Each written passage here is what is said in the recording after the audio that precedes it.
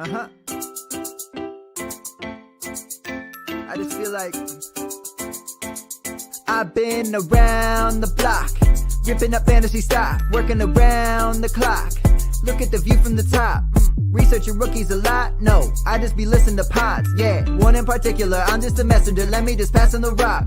Browning, brunning, pruning, pronouncing ain't what he's doing. What he's doing is not losing, but infusing you with new things. And there's Dennis the Bennett, yeah. The man is a menace, yeah. Building a dynasty, some of the finest things. Promise you, you won't regret it. Sly as a fox, cultured in pop. Give him his props. Here is a thought, here is a box. And you cannot compare them at all, so don't even try. Careful with the news, but when you use a take, I take up Tony Fire. I mean Dyer, because anyone else is a huge mistake. Whoa, fantasy round table, fantasy round table. Yeah. Fantasy round table, come take a look at the crown, baby. Hey, fantasy round table, fantasy round table. Woo. Fantasy round table, come take a look at the crown, baby. Go.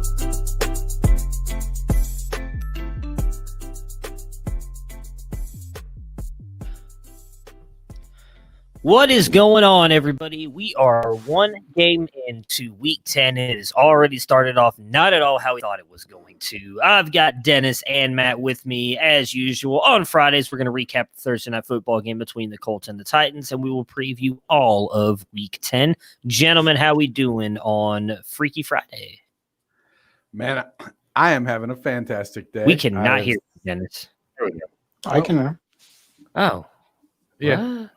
So I hit the unmute button. I hear you. Go ahead. Continue.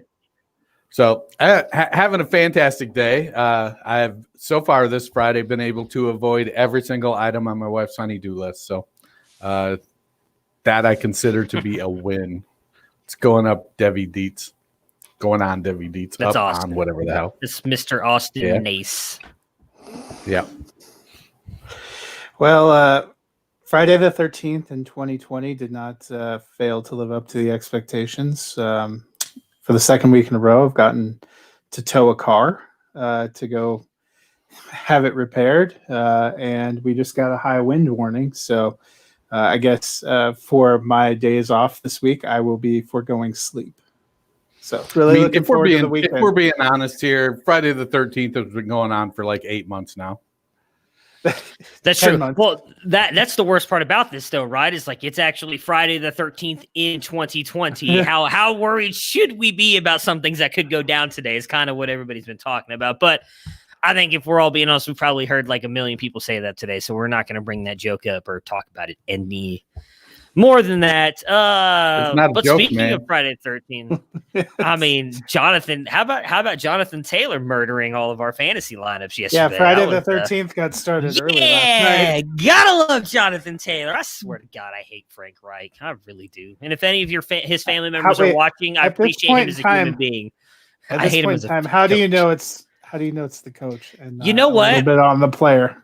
It's interesting. When I was watching that game last night, I almost feel like it's not Frank Reich, and so maybe I should remove the what is it? The petition I have going around the internet to get him and Patricia fired because I was listening to the game and they were talking about. I think it was Aikman said it that it's actually the running backs coach on their team that decides who goes in and what possessions and who gets how many carries, and I was just like, what is his name?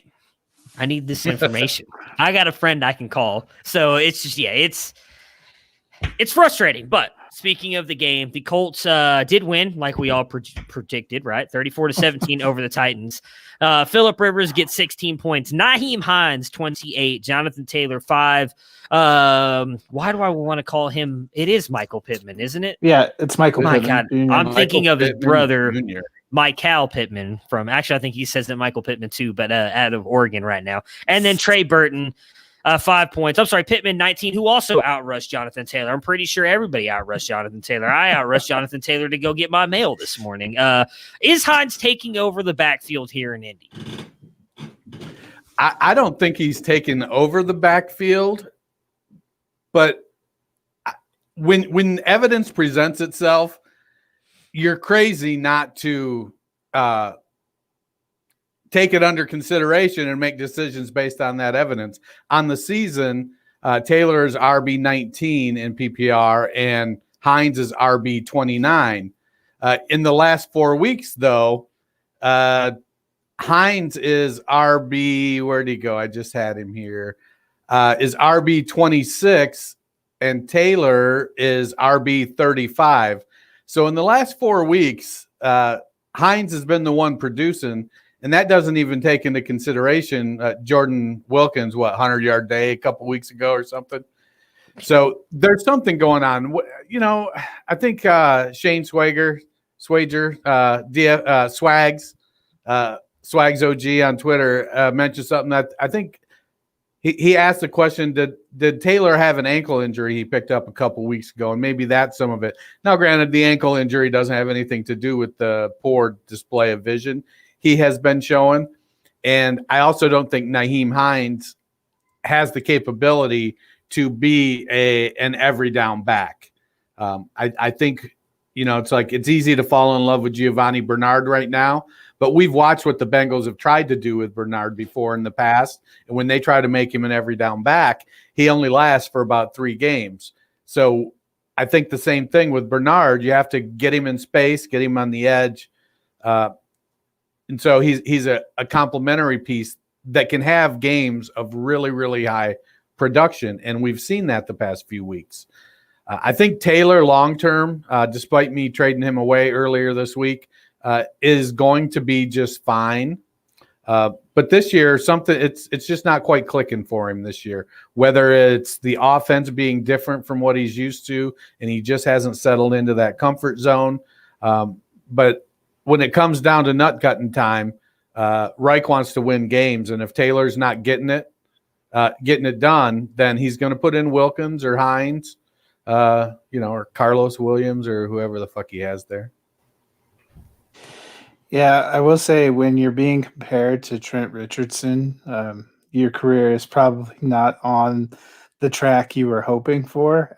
So Jonathan Taylor, has not looked very good. I saw an interesting stat. They noted that Nyheim Hines is the Colts' leading receiver going into last night's game, and I'm sure he didn't fall any off that pace with what he was doing as a receiver last night. Well, but in his defense, though, all their receivers have been getting hurt and missing multiple games. And Hines has stayed healthy, so that makes sense. But I don't even think most games he's been incredible as a receiver. So while I would agree with Dennis, they're going to use groups, and Hines probably isn't going to carry the whole load. He may not be like the clear number one running back, but he might be the safest play at the moment because they continue to use committees in everything. It was nice to see Pittman, sort of distinguish himself among receivers yesterday. Let's hope that continues. But they still like to use a lot of tight ends. They're using 3 and 4 running backs. It doesn't look great for Jonathan Taylor. I saw this poll on Twitter, and I was curious your guys' take. Somebody posted, if we were holding dynasty rookie drafts today, is Jonathan Taylor still a first-round pick? 89% said no. I thought that was a little bit of a panic. That was a lot of a panic. Yeah, I get people panicking. I mean, I won't say who, but I had someone reach out to me today in a 16-teamer that me and Dennis are in together saying, hey, let me give you Taylor and something for Dobbins. And I'm like, well, I mean, I didn't want him. I had Dobbins higher than Taylor in my rankings anyways, but everybody's panicking on Taylor. I'm trying to remember who said it on Twitter because the way they put it was perfect. It's Jonathan Taylor is still extremely talented, and it's one of those things where he's going to be good, but you just kind of have to accept him for the situation he's in this year. It's just one of those things where he's clearly not going to be the guy people like myself thought he was going to be, especially after Marlon Mack got hurt. He showed promise in those first couple games, and then for whatever reason, whether it's coaching or like we've talked about on here, obviously Taylor was not playing great either. There were times that he was not looking good in games. Whatever mixed together has brought him to the point that he's at where, yes, Nyheim Hines to me is the safest play every week because he's going to get some of the receiving work. It seems like the only one they really don't go to in the receiving game is Wilkins because we saw Taylor get a couple catches yesterday too. He had that great run after catch where he knocked the shit out of somebody. So, I mean, Taylor's getting some work, but it seems like Hines, especially on hurry up and everything, it's just Hines strictly out there. And so Hines is going to get that extra work. Before we move on to Tennessee, because Dennis, I know let's talk about that. let's talk about that trade. So I traded that Okay, he has yeah, Taylor. yeah. Because I didn't that, want to say who it was. Yeah, you know who it that is. trade I referenced a little bit ago. So I traded Taylor and CEH together. Yeah. And I traded him for Miles Sanders, DJ Chark, and a first, which is currently the 105 in a 16-teamer. I think it's going to slide back a few spots, but what do you think about that trade? Did it feel? I don't feel I was selling early. I feel like it was a pretty good deal. I like what I've seen from Sanders when he's been healthy, and I like what's going on with Chark as well. So. No, I mean, I liked it when I saw you pulled it off because I'm a big Sanders fan. Now, I still believe in Taylor, but we've all three of us been very open and honest about the fact that none of us believe CEH is going to be that top 5 running back. Like, I think he'll probably be a top 12 guy here and there throughout the years, but I don't ever see him being one of those top guys. So Sanders has that ability. He's got to stay healthy, but I think Sanders has a better shot because I think he is a true work down back. And, the way I word it when talking about him when he tried to trade me the Taylor pick, because he's like, well, you're loaded. I'm like, yeah, but that's because I pretty much folded last year. I traded away everybody to get those picks to be able to get the Dobbins, Swift, CeeDee Lamb, Justin Jefferson. Well, I didn't draft Justin. I got that in a really crappy trade. But, I drafted all these players last year to build the team that I have now. I'm not going to sell on those guys. So, yeah, I like the trade for you. I thought it was good. Yeah, I think it'll be good, too. And obviously – him trying to offload Taylor right away tells you he's not feeling great about it either. Right. I don't know.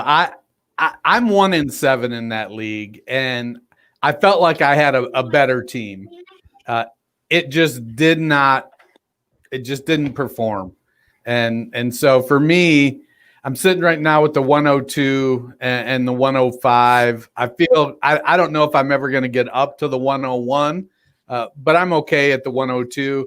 The struggle there is I drafted Tua this year. So at 102 in a 1-quarterback league, I'm probably not taking Fields or Lawrence. But at some point, man, I don't know. I kind of look at that. My concern is I don't know how easy it would be to trade Tua if I did draft Fields or Lawrence, because we start 8 IDPs in this league. And honestly, I feel like the roster is a little bit shallow for the number for having, I think we got 16 or 17 starters and no flexes. And so I feel the roster is a little bit shallow, and maybe it's just I'm not adjusted to not having any flexes. And so I need to thin out my tight end and wide receivers a little bit. But right now, Phillip Rivers is my quarterback, and I haven't promoted Tua off the taxi squad, so I'm going to continue to. Hopefully, I would say it would be kind of easy to move Tua. You just got to find one of those teams that only has the one quarterback. I mean, hey, exactly what I was talking about earlier. I traded Gardner Minshew for Justin Jefferson and a 5th earlier this year because the dude needed a quarterback that bad, and I mean. Really sucks for him because then Gardner Minshew 2 weeks later ended up losing his job, and I ended up with Justin Jefferson. But if you go and look at it, there's a couple teams that only have one start. I'm going to say myself too. I think my quarterbacks before I drafted Justin Herbert in the 2nd round of this league last year, my quarterbacks were Jacoby Brissett it was Jacoby Brissett, Baker Mayfield, and then Gardner. But I kind of knew Gardner really didn't have a future, and then Jacoby Brissett got replaced with Rivers. So I bet if you go in there and look, there's a couple teams that only have one QB. So you might be able to try and figure out a way to finesse even a 2nd-round pick out of them for Tua, which is valuable in a 16-teamer. Yeah, and we do have a couple Dolphins fans in that league as well. So I don't know if Jacoby Brissett, you mean Taysom Hill 2.0? Yeah, I know. I heard he got that rushing touchdown yesterday, and Taylor pushed him in as well. See, if I were Jonathan Taylor, I'd have stripped the ball from him, grabbed it, and rolled into the end zone. But I mean, that would ensure that you don't get to see the field. Yeah, hey, forcing a fumble on your own teammate. He's not going to see the field anyway, so at least help my fantasy team out the last week that I start you. All right, on to the tight. No, wait, I wanted to bring this up, and I feel like we're going to spend way too much time talking about this game. But you were a big fan of Pittman.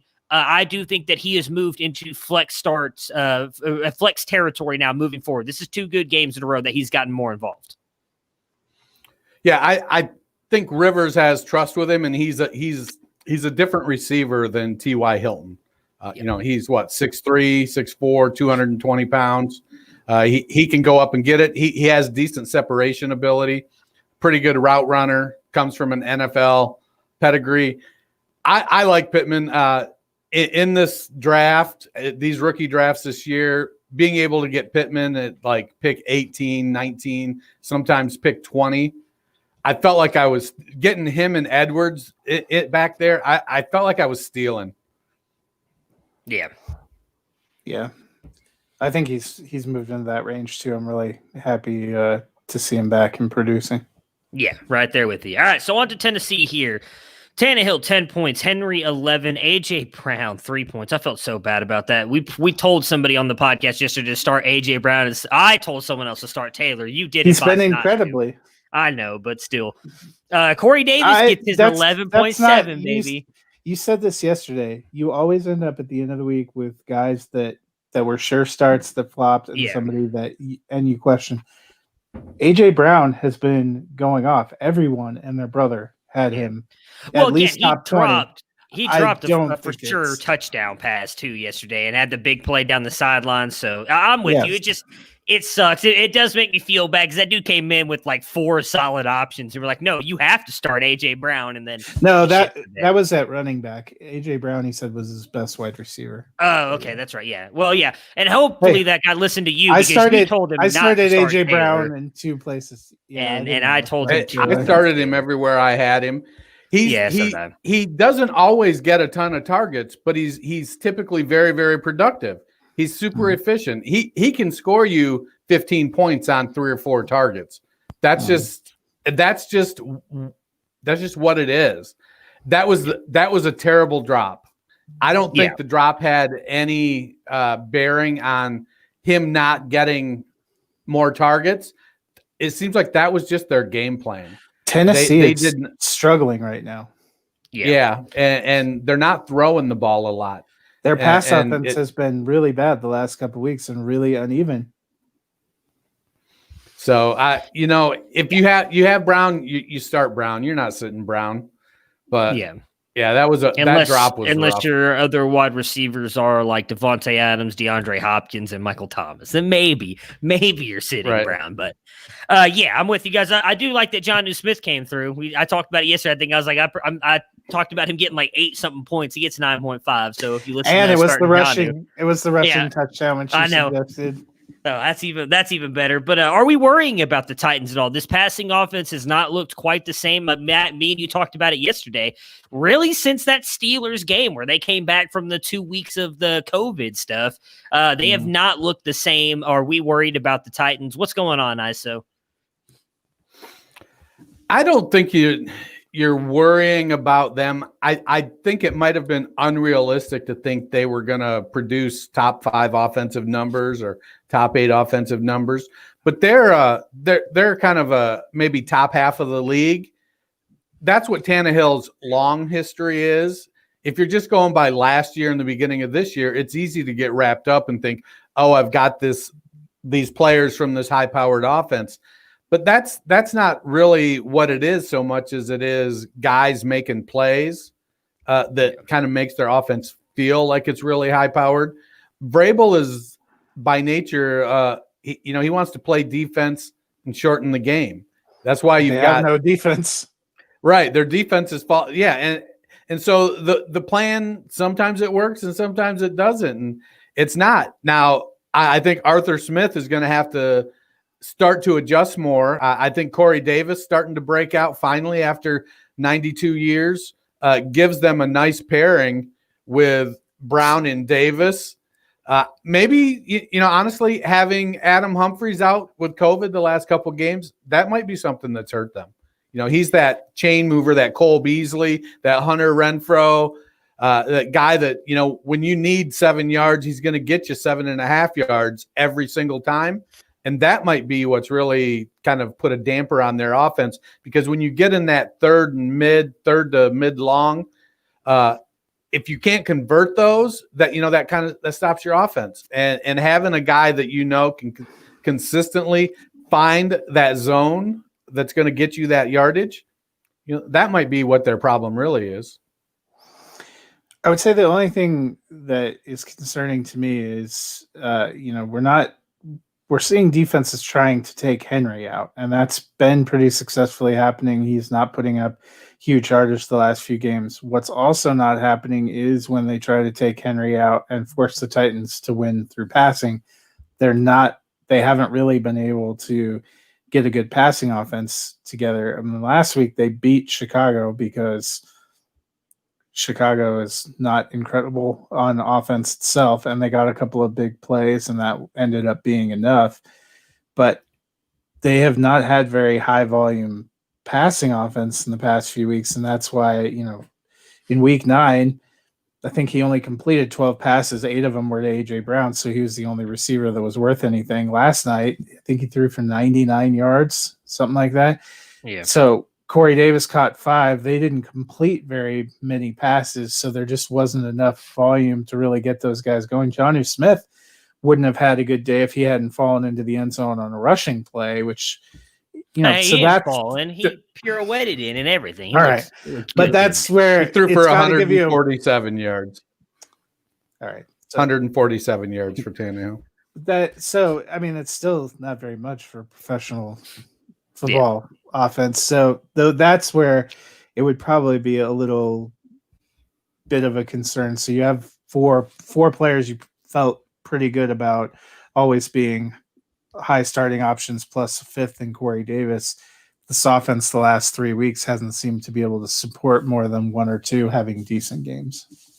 Yeah, and I think for me, the only 2 I'm really trusting is probably A.J. Brown and Henry. I mean, Henry doesn't have the great day because he doesn't score, but I mean, he's still producing somewhat. I mean, I like I said, I like Jonnu, but we talked about yesterday. I think the fact that they're using him to block so much as well kind of worries me about Jonnu. And again, he makes it happen because of the rushing touchdown. Outside of that, you're looking at another 3-point performance from him. So that's not great for you.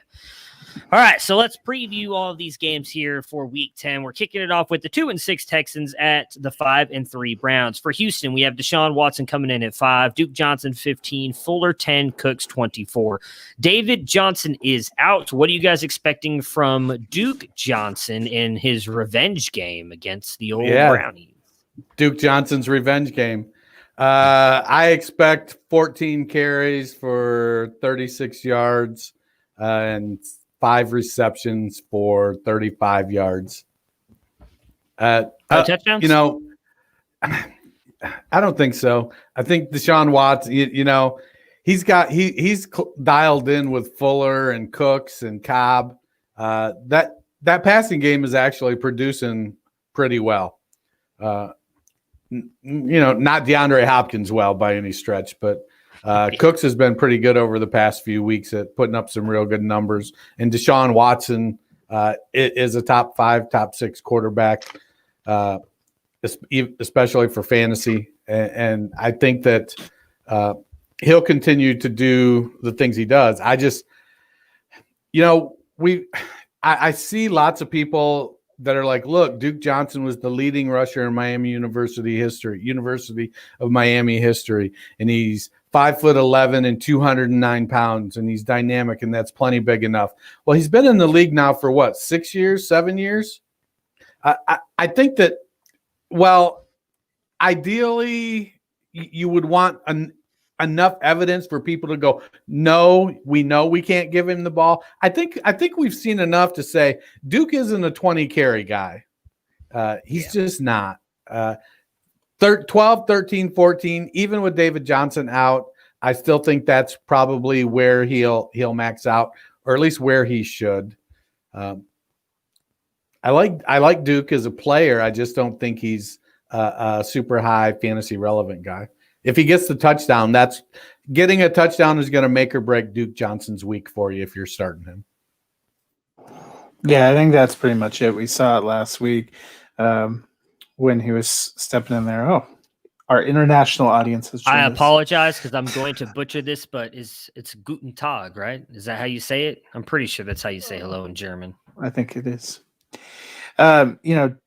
Duke coming in, filling in that role, got the touchdown, got about 15 points last week. I think that's what you're hoping for if you're rolling him out there. Maybe a high-end RB2 range. I'm with Dennis. I don't see him getting a ton of yards. He has appeal and probably should be started almost everywhere because he figures to be the lead back in an NFL offense this week. But I don't see him running for 100 yards or, it's not like sticking Mike Davis in there and being like, hey, now I got my RB1. Yeah, I don't think he has a huge day. I mean, I've mentioned it multiple weeks now. The Browns have a very underrated rush defense, actually. They've held a lot of teams in check when it comes to rushing the ball. You can beat them in the passing game like nobody's business, where Deshaun Watson's going to come in and just wreck shop on Sunday against the Browns. But they actually have a pretty good rush defense. I think Duke has a decent day, though. I think I had him up around 13, so I do think he likely scores just because if he does get out of the backfield and does some work in the passing game, I don't see any of the linebackers that can stay with him. And we have seen, for whatever reason, when Duke gets the ball and he catches it, he can actually do some damage compared to he just doesn't ever seem to be quite as elusive and get going there when he's when he's rushing the ball. Hey, all right. We were talking about the last football game. Yes, we are now previewing the games that are going to be going on the rest of the week through Sunday and Monday. On the Browns side here, so we got Baker coming in at 14, Chubb at 8, Hunt at 11, Jarvis Landry at 32, and Austin Hooper at 14. It's Chubb's first game back. Couldn't pick a better matchup going up against the NFL's worst rush defense. So what are you guys expecting out of him? I am cautiously optimistic with Chubb. I think I actually have Hunt at 11 and Chubb at 18. So I must be the one who's low on Chubb compared to the rest of you jokers. I think that, I'm concerned because before he got injured, we saw they were using Hunt in the passing game. He was the passing down back, and he was getting a share of the carries. Now, Chubb, it wouldn't surprise me one bit if he comes back and he carries the ball 15 times for 150 yards with 2 long touchdowns because he's got that ability. But I feel like if the Browns get up, they're going to probably, with Chubb just coming back off his injury, they're going to be more likely to go to Hunt because they know Hunt can produce as well. They want to take it easy with him coming back off that injury. If it's close and they need to grind it out, I think then they're going to have to sort of, just say, well, we need to make sure, we need to hope you stay healthy, but we need you to get out there and grind out, 4 yards of carry for the next 10 minutes to keep Houston off the field. I have cautious optimism. If I have him, I think I'm starting him. Did they officially activate him yet? Because as of a couple hours ago, the teams I looked at, like on Sleeper, they had him projected for points, but still had him on IR. Yeah. He was, designated to return, but he hasn't been officially activated yet. Last I saw, which I think they were still waiting for, I guess, the latest reports to come out today, but I know they said the other day that he practiced without the knee brace on, so I can't imagine he doesn't play. If he's already practicing without the knee brace, he's likely going to go. Now, I don't know how much he's going to be involved. I think he's going to have a great day. I'm over 100 yards rushing touchdown. Just book it now. But I don't know if that's going to be on like a Oakland Raiders first season or his rookie season thing where he went off for like 200 yards on 3 carries kind of thing. But I just think he's going to be used. I agree with you. I think Hunt's going to be the guy for the most part, but Chubb will get his. I do think they want to get him more involved.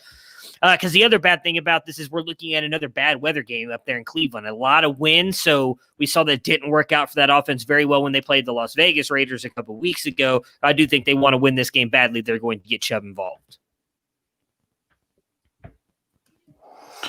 Yeah, and they probably will need their A-team. We saw it before he went out. Where the Browns were at the best was when both Chubb and Hunt were going good, and they were focused on that running game. The Texans will probably challenge and put up points with the receivers in the passing game they have, so I expect it's not going to be a blowout. Yeah, if Denzel Ward, baby, I need you to lock down Will Fuller as much as possible. I am picking the Browns to win. Who are you guys taking? Browns for me. Damn it. Last time we did this, they got beat by the Raiders, so that's not good. You're welcome. 5-4. Here we come. Let's do it. All right. The 2-6 Washington football team at the 3-5 Lions. For Washington, we've got Gibson coming in at 12, McKissick at 20, and Terry McLaurin at 8. What are you guys expecting from them with Alex Smith now be the starting quarterback for the WTF? Expect McKissick to get 14. No, is it? It is. Whatever. Sounds better than McKissick Can we go Washington? 14 targets. Washington football team. It is. Damn it. Okay, you're right. My bad. Continue. Can we call them Washington the football team? I feel like that sounds better. WTFT? Football team is hyphenated, so you only have to use the F. Exactly. Yeah.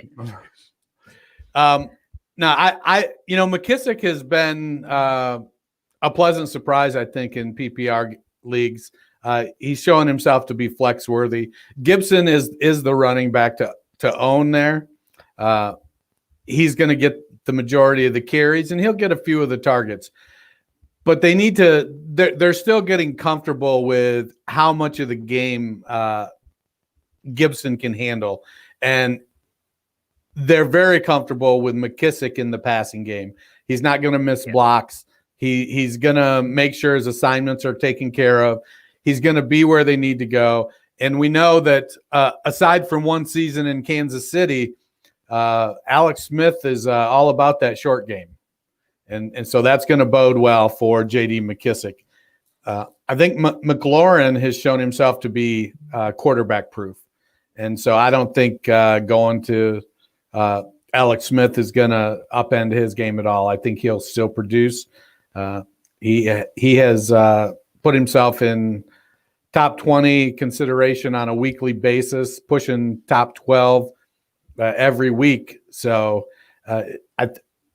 I would hate to be sitting here 3 years from now having conversations about Terry McLaurin like we do about Allen Robinson, though. Yeah. I was just going to say, do you think Allen Robinson reached out and invited Terry McLaurin to join a support group this year so that they could, call each other and have, hey, how was it? Well, few lame ducks, but, I caught one in the middle of 3 people, made them all fall down and went for a 75-yard touchdown. So I'm doing my part, But I'm with Dennis. I think McKissick, we will see him. What we saw last week is probably an encouraging sign of what you can see going forward. I played him in quite a few places. He's a player. I mentioned this on Monday. If you're on Sleeper, he has both running back and wide receiver eligibility, and that's really nice for patching over bye weeks and injuries and the seemingly endless string of COVID outages. Yeah, I mean, we talked about it on Monday. He was clearly looking for McKissick when he got into the game. I think McKissick's going to be a good play. And then with as bad as Detroit's secondary is, I'm all in on Terry McLaurin this week. I don't know if I'm going to have him or rank him this high moving forward with Alex Smith, although Alex Smith didn't look bad at times last week. So maybe if he continues to get the play, well, I don't see, they're not going back to Haskins, it seems like. So as long as he continues to get the playing time, maybe I'll trust McLaurin a little bit more moving forward. But this is definitely a good matchup for him. For Detroit. I mean, I think right now, though, with Smith, I think he's in the mental part of the game now. He has to overcome, I don't know if, I think it was Any Given Sunday with Dennis Quaid, where he got jittery. Yeah. And I think Smith has to make sure he's over that type of thing. Is he okay when there's people around his legs? Will he stay okay? Will he continue, or is he going to be late stage Peyton Manning, curl up in a ball when players get near you? We've got Stafford coming in at 18, Swift at 14, Marvin Jones at 31, and T.J. Hawkinson at, yes, we are, ISO at 2. Galladay is out. What do you guys think Detroit will look like without him? Washington, not a good. They have a good defense all around. I'm not even going to try and say they're here. The offense, their defensive line is very good, but their secondary is not bad either. I think the Lions are starting to get used. We should bring up that there's a shot Hawkinson might be out as well in this game. I heard earlier today. So yeah, he's questionable, but I think he'll be fine. Marvin Jones is there. Marvin Hall is there. The running back group is a mess because of the coaching, but the wide receiver group, you can't, Marvin Jones is not going to replace Kenny Golladay. He's a great compliment to Kenny Golladay, so they're definitely going to miss him. But we have seen Marvin Jones put up great games, and so if Josh Norman ends up on Marvin Jones, I like that matchup. Norman can still make some plays. Is Norman still in Washington? No, he's with New York now, isn't he? Or is he with Washington? Is he? Yeah, I forget who Washington. I can't remember because he got stiff-armed to oblivion by Derrick Henry a couple weeks ago, but I'm pretty sure it's not Washington. But we've seen Marvin Jones throughout the course of his career come up big in some games. Josh Norman's on the Buffalo Bills right now. Bills, that's right. So I'm not, Matthew Stafford is a good quarterback, and they've got competent receivers outside of Kenny Golladay, if not, with the superstar status of Kenny Golladay. So they've got Hawkinson and they've got some weapons. Their issue is coming down to coaching, and can their offensive line hold up against that Washington defensive line? That's really the biggest thing. Honestly, I probably temper my expectations. We have Jones at 31. He's our highest rated Detroit receiver. I dare say if Golladay was active, he'd be inside our top 20. So there's definitely a drop off there. It looks like Kendall Fuller and Ronald Darby are the starting corners for Washington. I think Detroit's used to playing without Kenny Golladay this season now. He missed a ton of games at the beginning of the season. He was back for a couple. He's been gone for a couple. And we've seen, I had the first couple of times I expected Marvin Jones to have a little bit of a bigger game. It seems like he's done a little better in this most recent time when Golladay has been out. But no matter who it is, they seem to find a way, that also keeps them from giving DeAndre Swift enough carries to be consistently relevant too. So it's probably be the 95 carry Adrian Peterson revenge game. Yeah, unfortunately, I'm playing Swift in hopes that with Golladay for sure being out and them having a good defensive matchup here against Washington, that he might get some work in the passing game and the rushing game as well. I am picking Detroit to win this game, though. Who are you guys taking? Also Detroit. Detroit for me as well. I need to double check this, but I'm pretty sure that's who I picked. I will pull that up really quick while we answer ISO's question here. All right, I got offered Kenyon Drake, Brandon Cooks, and DJ Moore for Zeke. Drake going to be similar to Zeke the rest of the season. Is this redraft or dynasty?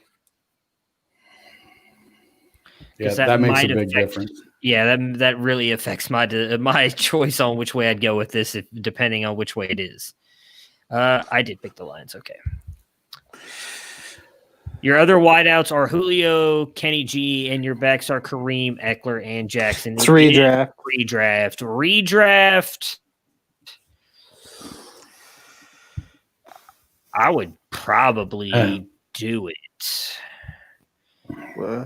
See. Yeah, I mean, the worst part about that is they're saying Eckler may be back in 2 weeks, so you're going to have to ride with. There's talk that Kenyon's going to play this week. You're going to have to play Drake and Kareem for 2 weeks. Not that Zeke's been that great either, but it really improves your wide receivers getting Brandon Cooks and DJ Moore, though DJ Moore hasn't been great either, but Cooks has been. Yeah. Boy, it's tough. Zeke is he's having an off year. And so I feel like it's DJ Moore and Zeke. If I knew for sure Drake was going to play this week, not that I expect Drake to put up great numbers, but Eckler and Jackson are both out this week. Yeah. And so, that leaves him with just Hunt if he trades Zeke. But that's the thing. He can't play Zeke this week either because Zeke's on a bye. So at least getting Kenyon Drake, you have a shot to play. I mean, Zeke's not going to play either, unfortunately. Yeah, it's not an unfair trade, No, I mean it is a fair trade. It's just yeah. I wouldn't do it. I'm keeping Elliott because I think his potential and what he could actually do on the field is going to be greater. He's been banged up for a couple of weeks. You said that he looked like he was disinterested. Maybe I thought last week he was trying really hard. He just, their line had been banged up. They got some better. Their line is getting healthy. They got some guys back. I think that's one you're going to regret because Cooks is going to have games where he's great and have games where he disappears. That's what has been happening with the Texans and their wide receiver shuffle. And DJ Moore, for whatever reason, feels like he feels like he's on the outside looking in among receivers on his own team. And that's before McCaffrey potentially comes back again starting next week. So I would probably just hold tight. Yeah. I think it's a coin flip. I guess I probably tend to lean, don't make the trade, stay with Zeke myself, but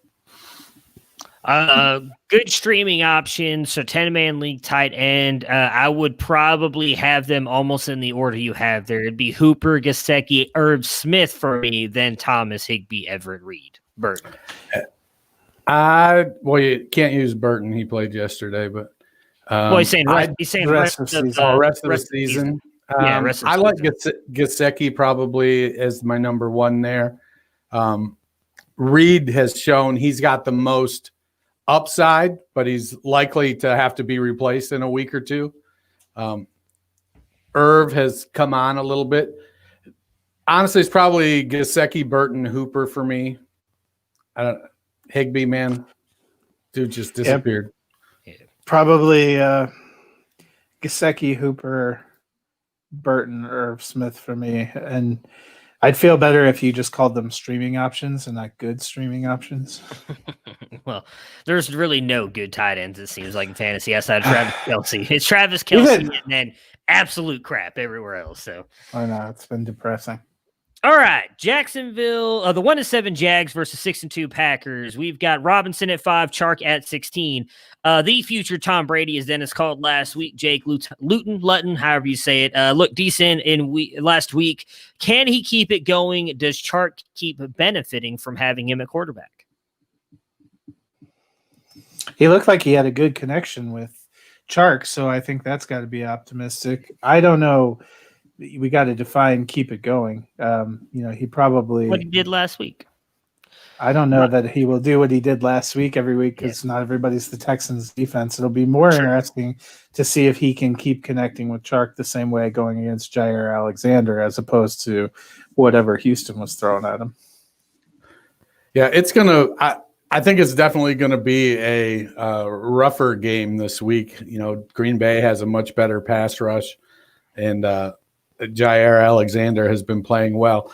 I think Luton's skill set suits DJ Chark. He can throw the ball deep well.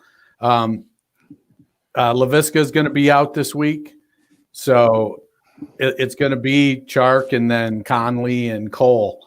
I like what Luton has shown, but I mean, let's be honest. He's playing in a lame duck offense with a lame duck coach. And he's got an undrafted free agent running back that could be the next Arian Foster, could be out of the league next year. He's an undrafted free agent, and he's not going to get. When you say things like that, it makes me think I should have traded James Robinson. I traded for him in 2 or 3 different spots. I feel like he's going to be good. I feel like he's probably more Phillip Lindsay than he is going to be out of the league next year. Probably not Arian Foster. But so you mean his team will just constantly try to replace him with, even though he's good? And he'll constantly say, "Told you were wrong. Told you were wrong" through his play.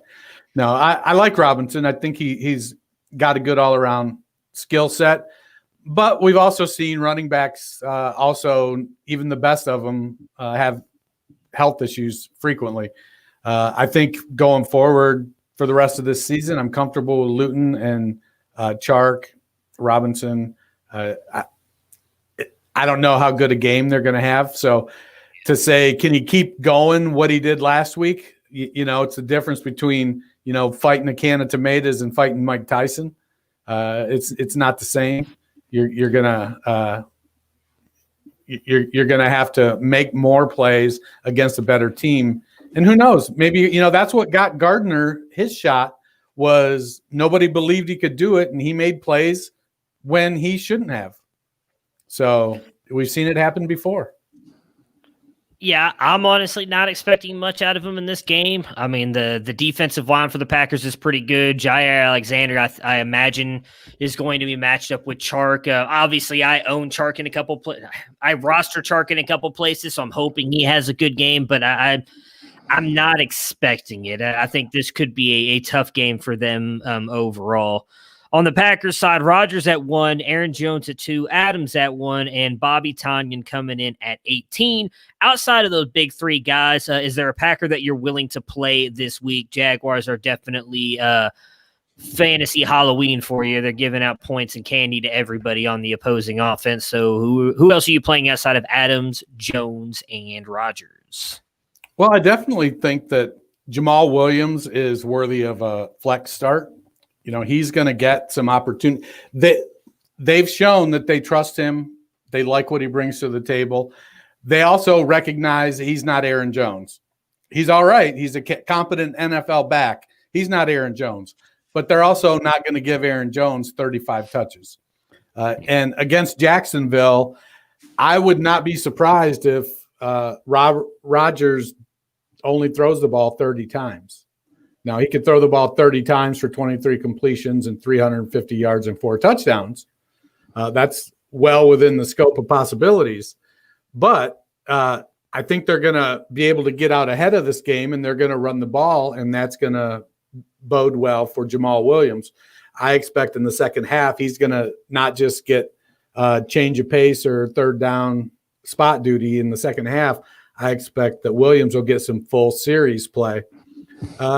MVS is the 2 with Lazard out, and I think that he also has shown he can make some plays. He doesn't need to have 10 targets to be productive, but he's definitely a boomer bust guy. So he might get 2 targets for 70 yards and a touchdown, and he might get 2 targets for 1 catch and 4 yards. So you start him in deep flexes at your own risk. I believe Tonyan may be out, though. He may be trending towards out. I mean, he's kind of pretty much been out the past couple weeks anyways. He wasn't on the injury report that I saw. It didn't look like he was out yet. The other one to watch is, I know Lazard entered the window for returning, and earlier in the week there had some projections, same as kind of like a Chubb, that he's on IR. I would watch that because I think there is some potential for a second receiver in Green Bay to have flex value. And if he comes back, I would probably play him over MVS this week. Yeah, they said, I saw a blurb earlier where they said it didn't look like they were going to start Tonyan. His core muscle was not Tonyan, Lazard. His core muscle was acting up. And so the Lazard is trending for out. Tonyan is questionable.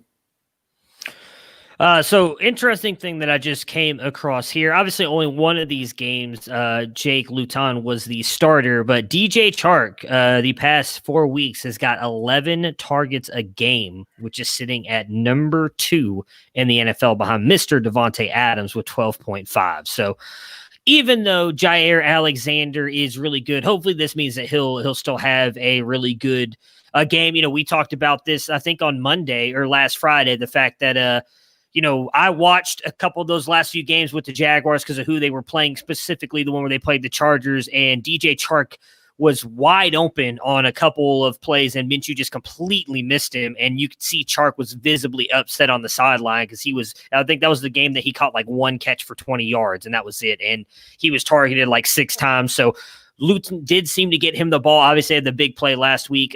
Hopefully that continues. That all being said, I am taking the Packers, though, to win this game. Either one of you picking the Jags? No. Packers. All right. 3-4-1 Eagles versus 2-7 Giants. We've got Carson Wentz coming in at 7, Miles Sanders at 6, Travis Fulgham at 19, Jalen Reagor at 37, and Dallas Goedert at 10. The Eagles are getting more full or coming back more full to strength and are the clear favorites in the NFC East. Yes or no? I think offensively right now they have the most talent. Wentz gets banged on a lot for not being good, but he is, I think, a much better quarterback than people outside of Philadelphia give him credit for. Sanders, if he's healthy, we've seen he's super dynamic and he's good on all 3 downs. They do trust Boston Scott and Corey Clements, so they're not afraid to use him. So I feel like Sanders' potential won't be reached in this game because they're going to give him a few extra blows here and there because they do trust those other guys. I know everybody loves to hate on Alshon Jeffrey, but he's back this week and he's fully healthy. And he doesn't separate much, but Alshon he separates his muscles from his body all the time. You're right. He runs hot and cold, and coming off, he may have to warm up, but he could really dent the effectiveness of Fulgham and Reagor and Ward for these next few weeks. So that's definitely something to keep an eye on. I'm not ranking Jeffrey above Fulgham and Reagor. I would probably put him in the, mix with Ward for the wide receiver 3 numbers in Philadelphia. But I also won't be the least bit surprised if he goes, 7 for 75 and 2 touchdowns.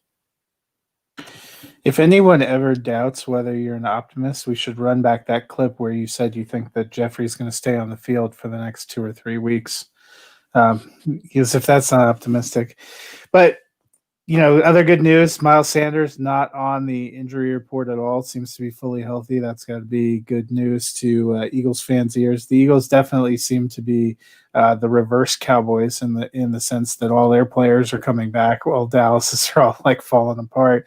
And they've looked better. I think we were talking about, I'd be curious to see what your prediction would be, Dennis, because we talked the other day. I think they get to at least 7 wins and probably are winning that division. What do you think? Well, see, they're at 3-4-1. Yeah, I could see 7-8-1 winning the division.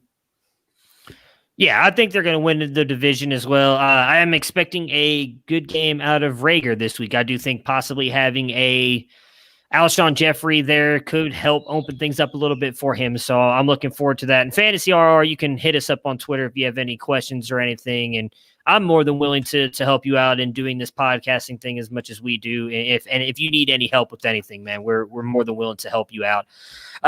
For the Giants side here, we got Shepard coming in at 35, Ingram coming in at 5. Is Ingram finally going to deliver on his potential?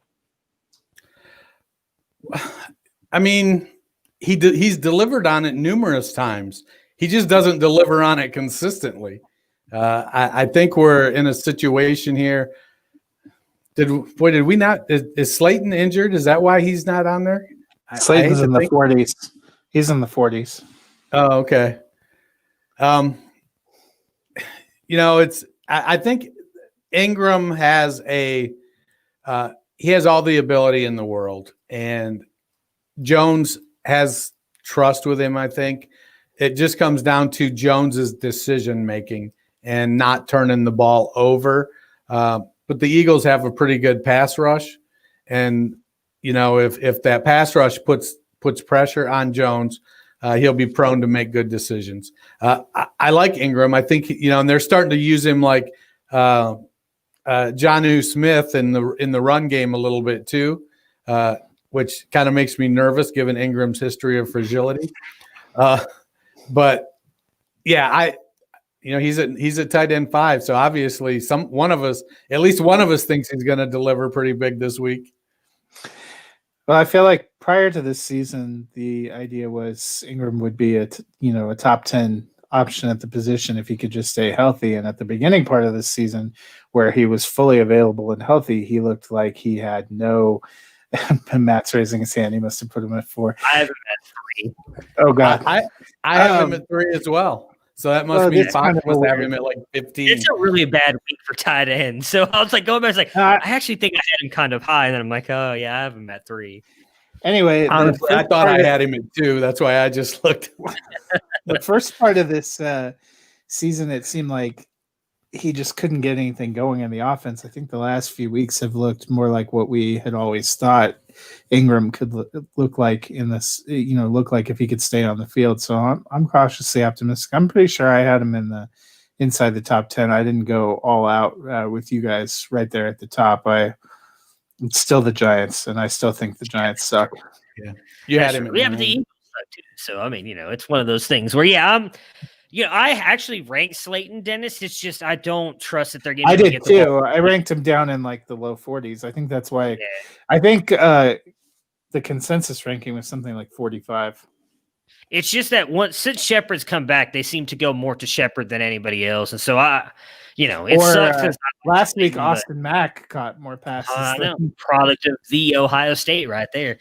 I do think that, the one thing we talked about in the earlier part of the season where I think I was actually the highest on Ingram because I talked about if he can stay healthy, he can produce. And that was kind of everybody's fear, though, right? Coming into the year because he had proved he could stay healthy for an entire season.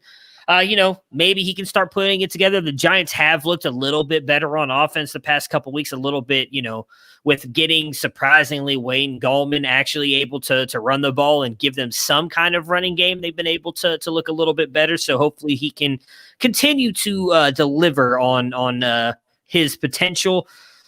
I don't remember who I picked to win this game. I think I picked the Eagles. Gallman is no Saquon Barkley, but I think part of the issue with New York has been none of those running backs are going to get going when they're all getting 7 carries.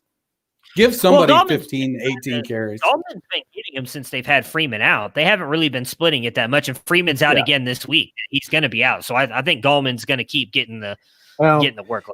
But this could be that game where Gallman Jason Garrett's there. 5 yards, so. He keeps giving Alfred Morris carries when Freeman's out, so they are splitting it. So that's true. But I picked the Eagles to win this. Who you guys? I picked the Eagles as well. I picked the Giants. All right, interesting. All right, the 6-3 Bucks versus the 3-6 Panthers. Brady coming in at 11, Rojo 22, Fournette 24, Godwin 18, Evans 23, which you just love to see it. You love to see it. And then Gronk coming in at 3. I don't even think this is a can, the Bucks. How much do you expect the Bucks to rebound after last week's performance? I think Tom Brady's going to go out there for like 300 yards and 5 touchdowns. I don't know about 5 touchdowns. But I do expect Brady to be chucking it around pretty good.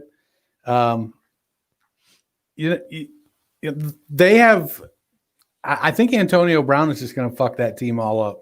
I think adding one more high-profile mouth to feed when you have a quarterback who, for all intents and purposes, is the highest profile diva in the NFL. And now you've got Evans, you've got Godwin, you've got Brown, you've got Gronk. Yeah, those running backs aren't getting jack shit. They may throw the ball 80 times this game just to try to keep all those pass receivers happy.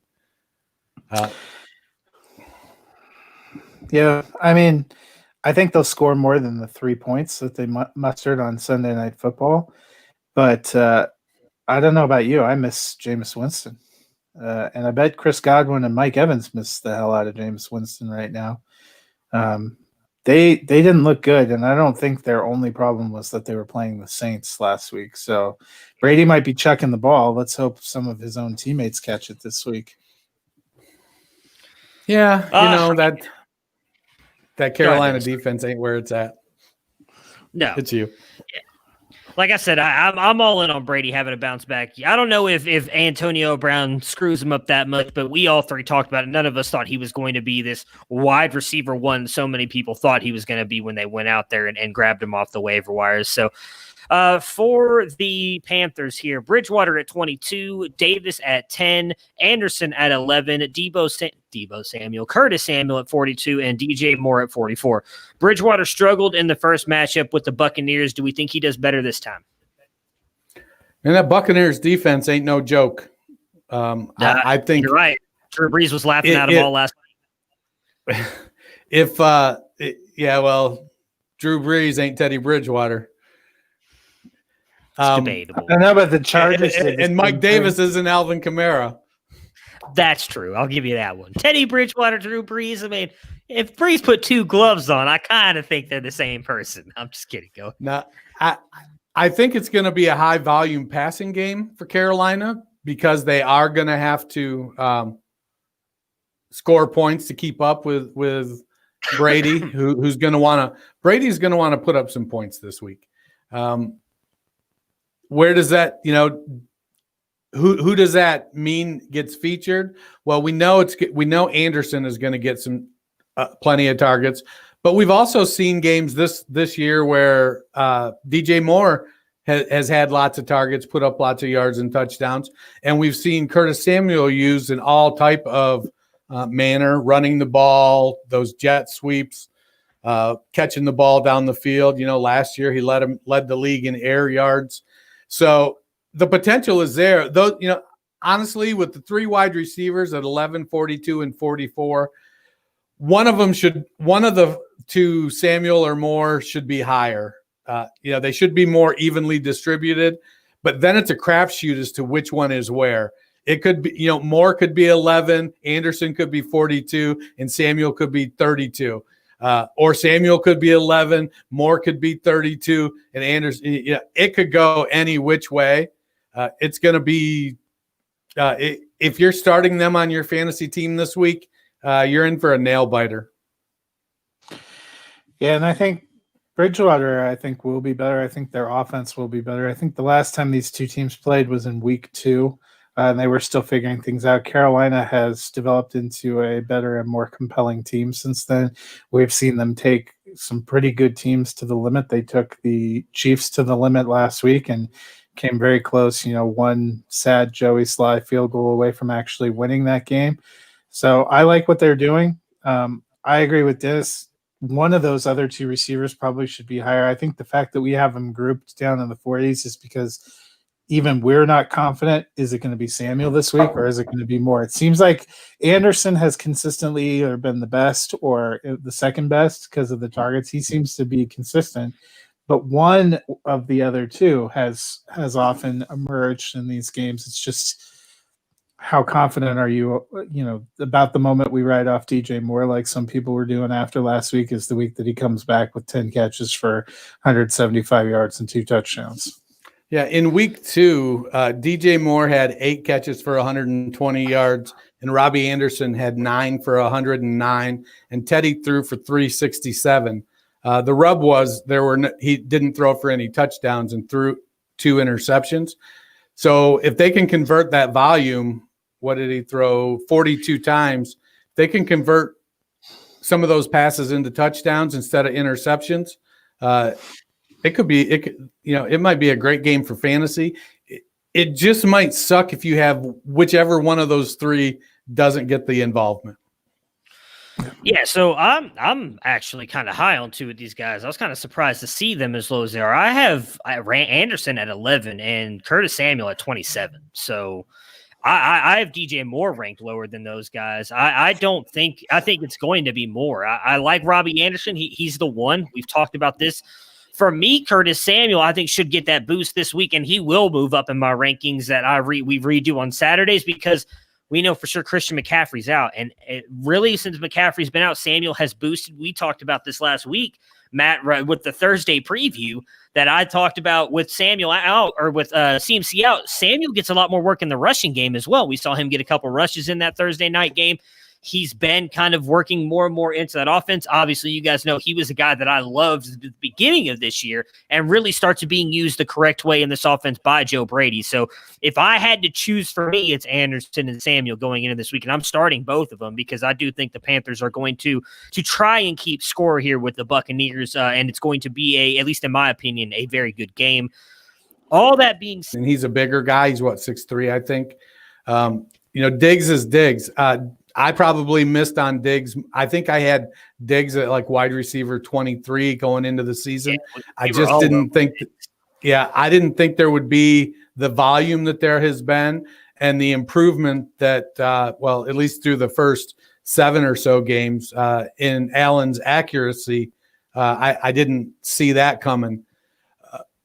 But that offense is starting to show that they can make some plays in the passing game. Cole Beasley is that, I need 6 yards on third down, and Cole Beasley, he's going to get you 10 every single time just about. Moss has looked good last week, and he feels like he's coming on, which means, we're probably in line for a Singletary 13 carry, 99-yard game. Yeah, and I think their passing game has looked really good. They've got John Brown going good. Gabe Davis has given them some good options too. I do think they will continue. We've seen teams be able to pass against the Arizona Cardinals, so I don't think the defense is going to scare them. Yeah, I just traded for Gabriel Davis this week in a league too. My team started to fade. I think I was 3-5 or something, low in points, and somebody needed a running back. So I traded Chris Carson and a 4th for Zach Ertz, Gabriel Davis, and a 2nd.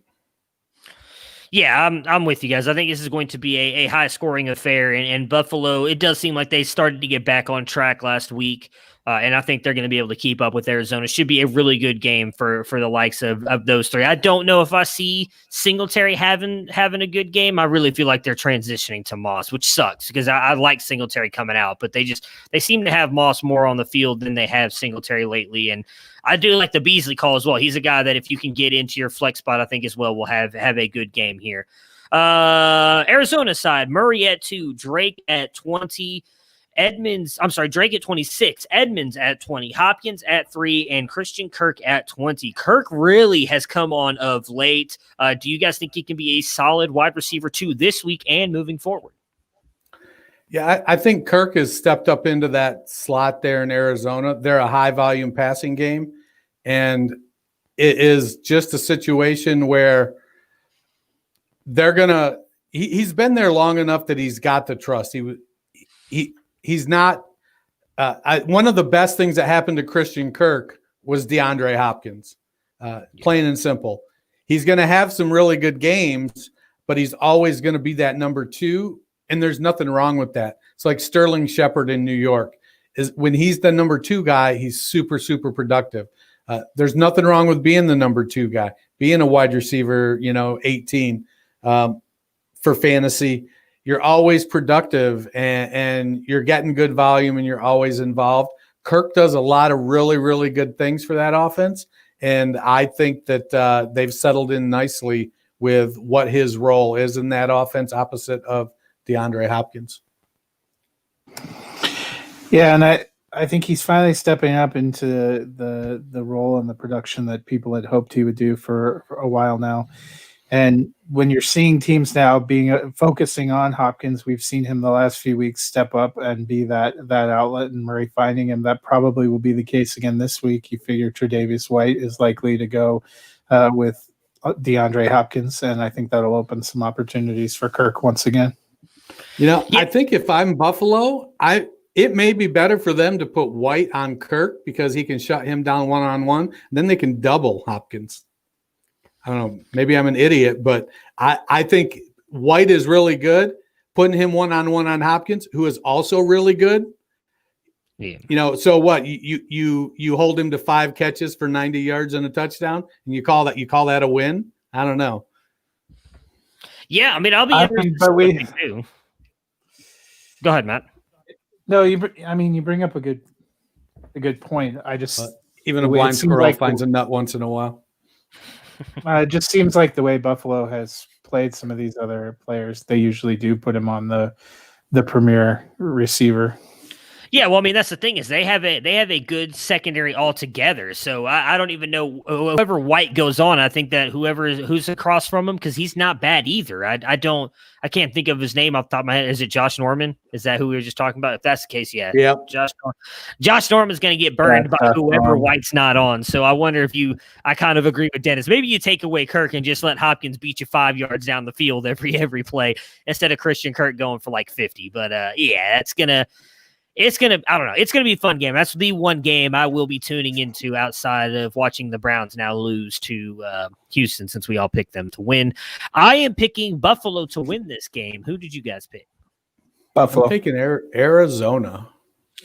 All right. Dennis is either going to fall back in this one or he's going to catch up to me, because we are going opposite on a lot of these games here.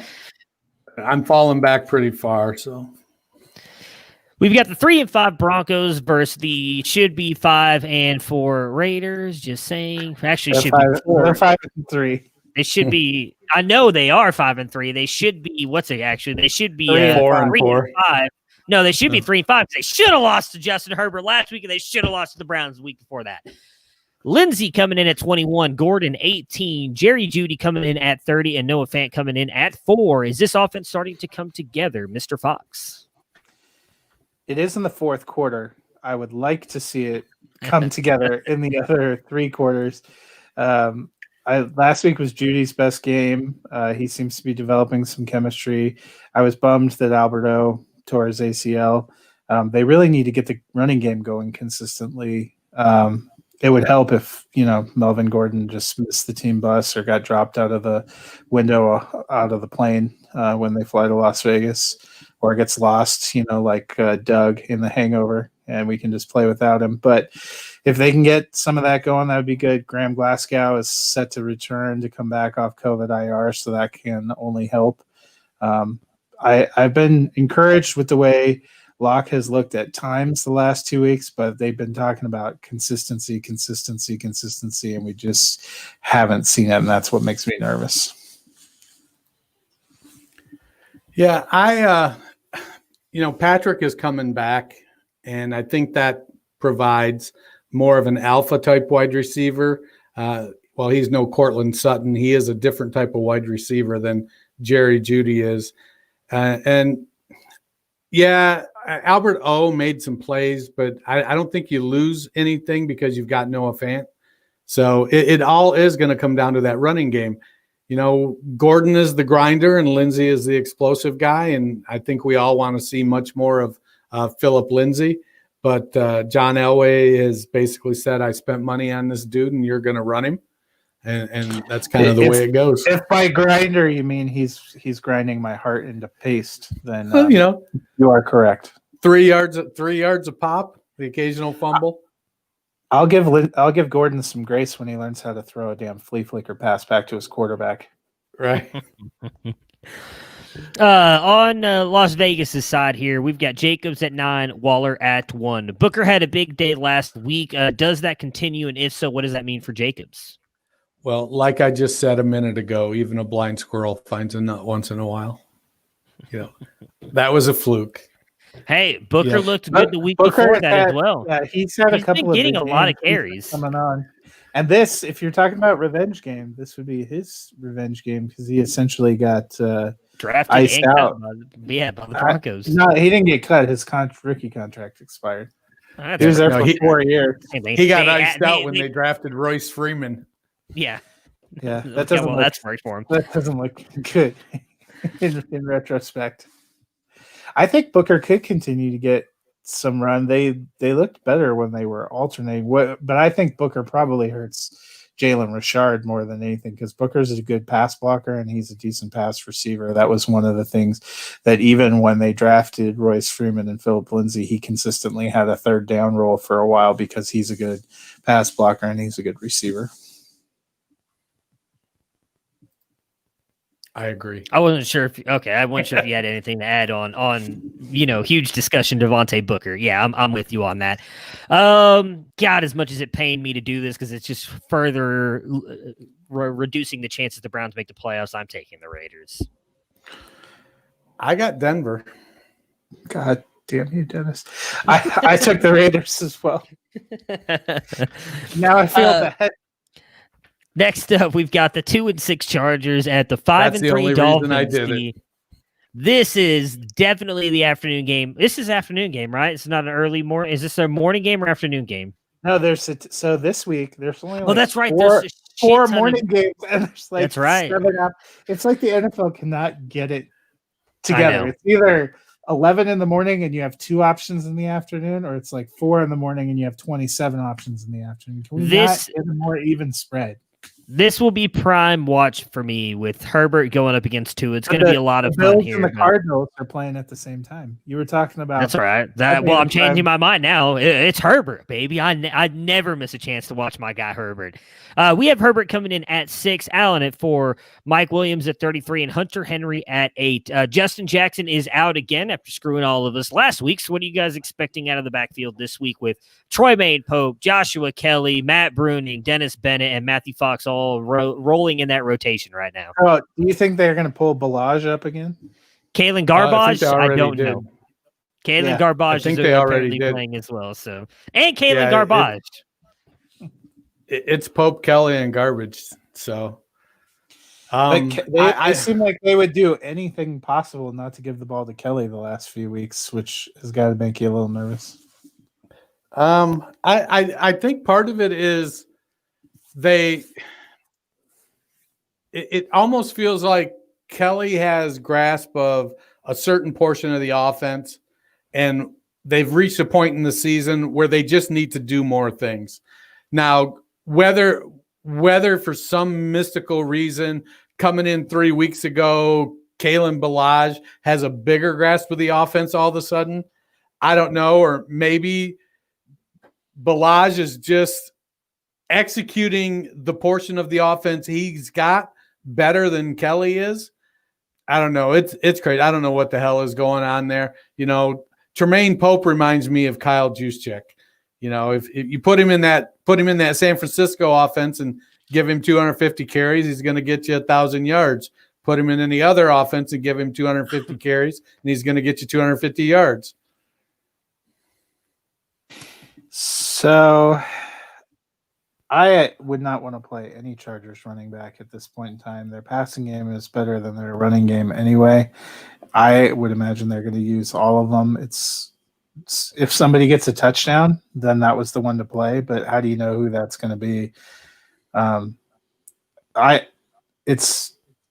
It has just seemed like, you know, maybe Dennis is right. Kelly has only mastered a certain portion of the offense, or he did something to Anthony Lynn that has him in the doghouse. But you know, he called Justin Herbert surfer girl. How dare him? Good, he doesn't deserve to be starting then. It was one thing when Justin Jackson was going over him, and then we had that game where Justin Jackson and Troy Maine-Pope were over him. But then the following week, both those guys get eliminated, and they're like, "Hey, Kalen Balaj, I know you just spent time with Adam Gase. Why don't you come out here and show us what you got?" "Oh, you just stay in the game." So, well, in his defense, though, in Kelly. Lynn's defense, Lynn has been in the league and he's been watching what's going on. And so he made the right decision to go, "Hey, you suck for Adam Gase. Come here. You're going to be great for me." I mean, we've seen that happen everywhere. So he was a running back coach, so he is probably uniquely qualified to understand what makes a good running back. And there's got to be something about what they're seeing from Kelly that's given him pause. And I think that should give us pause from putting him in our lineup. Yeah, I'm not playing any running backs because I actually think this is going to be a very good game. We've seen Miami's got a really good defense the past couple of weeks, so I'm not even sure. As much as I hate to say it, I can honestly see this kind of being one of Herbert's low games, which means he scores only 23 points instead of like 30 something. But I could see this being a very, very tough game. I'd love to see Herbert get a couple runs in the goal line though, or right down in the red zone, help out my fantasy teams. That would be much appreciated. On Miami's side here, Tua at 19, Parker 26, and Gesicki at 12. Can Tua do enough to move this team to 3-0 as a starter? Well, I think the team has proved that Tua doesn't have to do much. You know, that defense plays well. And so can he do enough? He can, because they don't need him to throw for 350 and 4 touchdowns. They've shown that if, you know, as long as he's efficient, as long as he doesn't turn the ball over and make stupid plays, that defense can pick up the slack. You know, Herbert's a gunslinger, and it wouldn't surprise me a bit if Los Angeles rushes the ball like 15 times this game, and Herbert throws it 45 or 50. But Miami, I think he was developing chemistry with Preston Williams, and so that's going to hurt a little bit. But Devontae Parker is playing very well. I don't know if you noticed, Matt. I went around yesterday, and I picked up Antonio Callaway in just about every league I did not already have him in. I think that he's got that kind of that missing. He's that deep threat. I think that they didn't quite have before. I don't know if he's going to be active this week, but I'd keep an eye out on Antonio Callaway. If he can keep his head on straight, man, he's shown that he is explosive, and that could be really, really be something. I think Gesicki gets a tick up. I think that's why we have him up at 12, and we've historically this season kind of had him in the late teens. Devontae Parker, it's they've got guys that are going to need to make some plays. I think that it's going to come down to, can that defense of Miami keep that explosive offense of the Chargers from making big plays? If they can, then maybe Tua can pull it off. Yeah, and that Tua hasn't had to put up huge numbers in the last 2 weeks, but I would say it was his poise and leadership and the way he played that really brought them back to win that game in Arizona, which looked like a very kind of signature win. I hope to see something similar as they're going forward. Matt does not, because he's got a tramp stamp on the line. He would like to see Tua take a step backward. Hey, look, it doesn't matter if Herbert's a better quarterback on the field. Tua has a better team. One of these teams is going to be in the playoffs. Let's be honest. It's not even a discussion. Herbert's been better than Tua. I don't care. Tua can still be good. Herbert's going to win an MVP. He's going to win Rookie of the Year this year. I should have just gone with the Rookie of the Year, and someone would be getting a bolt-up tattoo right now. What I want to know is, on the day that you have to get your Dolphin tramp stamp, are we going to do the show live via video as you're getting needled down? Sure. Why not? Yeah. Yes, we are. I'm going to drive. I'll drive my ass down to Texas, and I'll broadcast that shit. It's never going to happen. We're going to have to wait till they both retire, and then Tua either makes it. Because I did unfortunately screw myself in saying that if they both retire and neither one does either one of those things, I'll still get the tattoo. So we're gonna. It's not going to happen though. Justin Herbert's winning a Super Bowl in the next 3 years. It's going to happen. Hey, you know what? A 55-year-old dude with a Dolphin tramp stamp, you're going to be a catch out there. Sure, yeah. I mean, I'm looking forward to it. Maybe not quite the people I want to think I'm a catch, but you know what? That's let's see here. I am taking the Chargers to win this game. Who are you guys picking? Dolphins. Chargers for me as well. 5-1 Bengals at the 8-0 Steelers. Burrow coming in at 13, Boyd 15, Higgins at 25. Mixon is now out. Do you guys think Gio is a good play against this defense? I'll look for it while Matt is talking. But in the last 3 games, I think Pittsburgh has given up some decent fantasy points to running backs. I think you're starting Gio with, confidence might be a strong word, but you're certainly not sweating it. Gio has shown that Gio, I think, is having a pretty good year. And with Burrow's gunslinging ability and ability to convert in the passing game, it's taken a lot of the pressure off of the running game and the issues they've had with the offensive line. So, yeah, I think you fire up Gio if you got him. You probably don't want him as your running back 1, but if he's your RB2 or a flex, you should feel fairly confident. Yeah, I think he'll put up solid RB2 value, especially since he's involved in the passing game. That usually especially gives you a stable floor in PPR. He may not be incredible, but both Pollard and Elliott were able to move the ball against the Steelers last week, so I don't see any reason why they won't be able to get Bernard involved. Yeah, I think if Bernard, well, not if he's going to be the guy, I'm probably going to move him up to, in all honesty, probably around 15, 13. He's been good. Maybe this is the game that he takes that step back because we've always seen when Mixon goes out, Bernard has those couple good games and then seems to either get hurt himself or kind of struggle. But I do expect him because I do think this could be a very competitive game, actually. So I expect Bernard to be pretty good. On Pittsburgh's side, we've got Connor coming in at 7, Juju 21, Deontay 22, Claypool 29, and Ebron at 6. Ben on the COVID list, but figures to be available. Connor had an off week against the Cowboys. Do you guys think he bounces back against the Cincinnati defense that would allow me to run for 100 yards against him? Man, I hope so. I mean, that was the thing. They haven't ever said that Connor had an injury. He appeared to be fully healthy. Yeah. For whatever reason. You and I talked about it. It's like they weren't taking the Cowboys seriously, maybe, and they were just trying to give him a blow. But I think they'll come back, and if he gets his normal workload, he should be good here.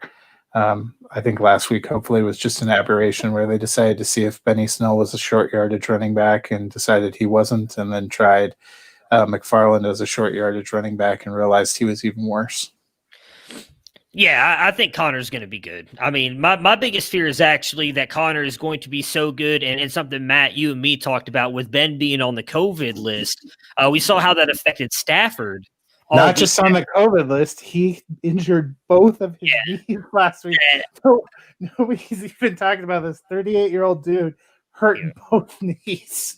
I'm worried that maybe we see a step back in the passing game and the fact that with the Bengals being as bad as they are against the run, they kind of let Connor and Snell carry this team this week. And maybe these wide receivers are not able to put up the points because they just don't have Ben throwing it that much. I think that means Ben's about to throw for 600 yards and 7 touchdowns. And it's all going to go to Juju and Claypool, and Deontay Johnson's going to do absolute shit on all my things. No, it's all going to go to James Washington. And Vance McDonald. They're going to be like, hey, just put a mask on.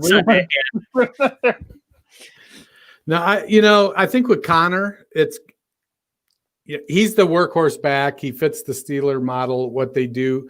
They have occasional blurb games where, they do something different. Connor healthy, he's going to push for 20 carries.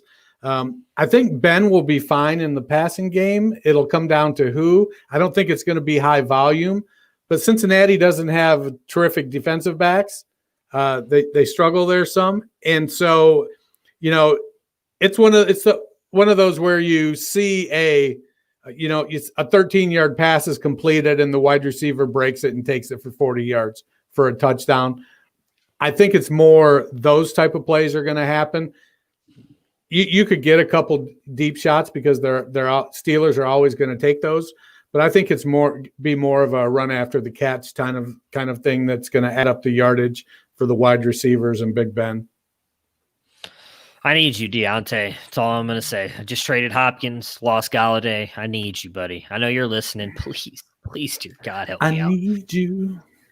I ain't taking the Steelers. As much as I'd love for Cincinnati to be able to pull this one off with Joe Cool, I'm taking Pittsburgh. What about you guys?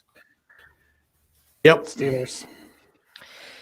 6-2 Seahawks at the 5-3 Rams. Wilson coming in at 2, Carson 13, Metcalf 2, Lockett 14. Although it does look like Carson may be out again, so we may have to readjust that. Tough day last week in Week 9 for Wilson. Do you guys think he bounces back? And if Carson is out again, are you guys going DJ Dallas or Travis Homer? Or is Homer out too? I'll look. Answer the first question about Russell Wilson. I'll dig deeper into this running backfield really quick. Well, we seem to have our consensus ranking with Wilson at number 2. So I think the general consensus is that, yes, he will bounce back. I mean, when you have wide receivers like David Moore and DK Metcalf and Tyler Lockett, they're going to let Russ cook. Playing against the Rams, it'll be interesting to watch that DK Metcalf, Jalen Ramsey matchup. I believe I saw earlier this week that Ramsey will not follow Metcalf around the field, which, okay. But when they are locked up on each other, because Ramsey's a pretty good-sized fella. He's not one of these little quick small defensive backs. He's a bigger defensive back. So watching him and Metcalf square off, I think is going to be a treat on Sunday. Lockett, he's one of the more reliable guys in the wide receiver position. So I'm a DJ Dallas guy on the run game. I like him over Homer. I think with Carson out and Hyde out, if they are both out, Dallas provides more in the running game than Homer does, though Homer might be a touch better receiver. Yeah, I mean, if they were to miss, I would go DJ Dallas over Homer. It looks like both Hyde and Carson are listed as questionable, and it's a late game on Sunday. So, well, neither practice today is what I'm showing right here. So I don't know if that's good news or it's probably bad news, I would think. But they did not, neither one practiced Thursday or Friday. But I did see that they're questionable technically. Yeah, that's why I posted that it looks like that's the latest update from local radios that they're officially questionable. So, I mean, that's the tough thing. Trying to figure out if you own all three Seattle running backs, you just wait till game time and you put one of them in there. If you don't, that's probably a little bit of a challenge. But I think Russ has been pretty solid all season. Last week, being down to Buffalo and getting pressured. Buffalo has a good secondary. We saw him make some uncharacteristic mistakes. I don't think that we'll see that again this week. And I think this is a really kind of must-win game in the division because the Rams and the Cardinals are 5-3, only a game back.